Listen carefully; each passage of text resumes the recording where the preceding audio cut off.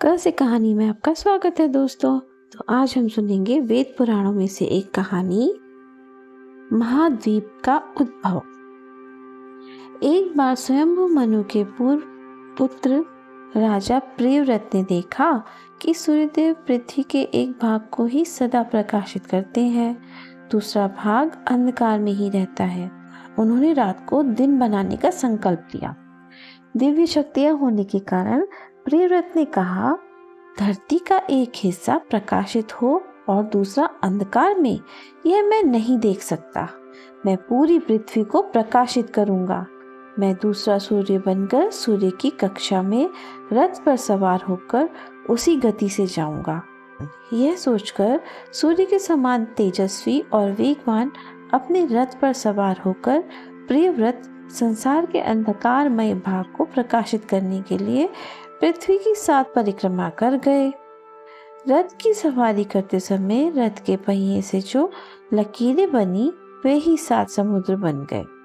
उन 7 समुद्रों ने धरती को 7 महाद्वीपों में विभक्त कर दिया। धर्म का फल। गुरुकुल में अपनी शिक्षा पूरी करके मनु का दूसरा पुत्र नभानिर्दिष्ट घर वापस लौटा। उसने देखा कि पिता ने अपनी संपत्ति का बंटवारा बाकी भाइयों में कर दिया था। पूछने पर पिता मनु ने कहा, तुम्हारे भाग्य में उच्च जीवन लिखा है। अब तुम जाओ और जाकर महर्षि अंगिरस के यज्ञ में सहायता करो। नभानिर्दिष्ट ने उनकी आज्ञा का पालन किया। स्वर्ग प्राप्ति के लिए महर्षि अंगिरस यज्ञ कर रहे थे। छठे दिन की क्रिया करते समय वे अटक गए। नभानिर्दिष्ट ने समय पर पहुंच उनकी सहायता की, जिससे वे स्वर्ग जाने में सफल हो गए। जाते समय उन्होंने 1000 पशु पुरस्कार स्वरूप दिए।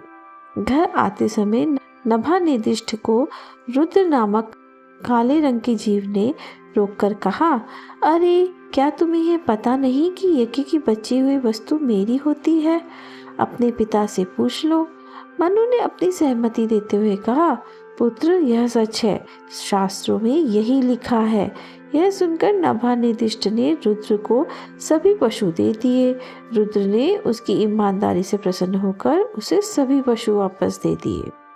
पुरंजक ककुष्ट कहलाया। इक्ष्वाकु के पुत्र मनु के 10 पुत्रों में से एक पुरंज बहुत ही बलशाली राजा था।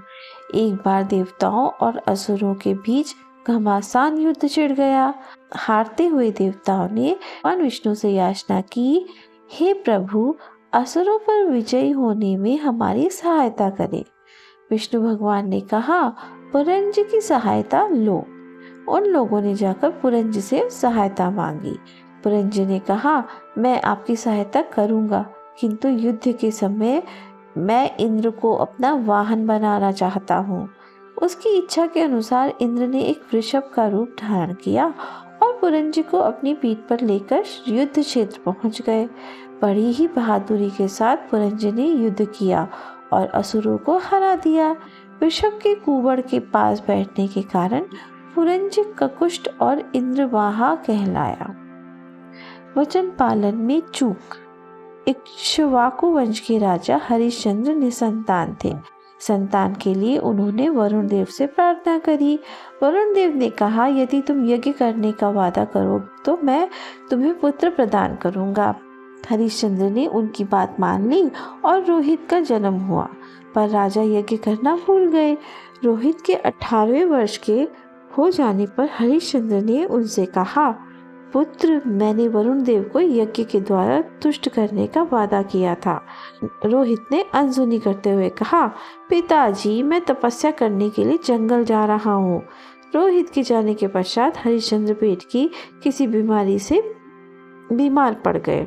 रोहित को सूचित किया गया। इंद्र ने एक साधारण नागरिक के रूप रोहित से मिलकर पूछा, वत्स, तुम यज्ञ के लिए तैयार क्यों नहीं हुए? रोहित ने कहा, मैं सांसारिक सुख नहीं चाहता हूँ। मेरी इच्छा तो परम सत्य को जानने की है। फिर तुम वापस क्यों आ रहे हो? अपने बीमार पिता से मिलना मेरा कर्तव्य है। इंद्र ने पुनः स्पष्ट करते हुए कहा, वत्स, क्या तुम ये नहीं जानते कि अपने वचन को रखना भी प्रथम कर्तव्य है? वैसा नहीं करने से ही तुम्हारे पिता अस्वस्थ हुए हैं। रोहित को अपनी भूल का भान हो गया। उसने तुरंत यज्ञ का प्रबंध किया और उनका आह्वान कर उनका आशीर्वाद लिया। तत्पश्चात हरिश्चंद्र स्वस्थ हो गए।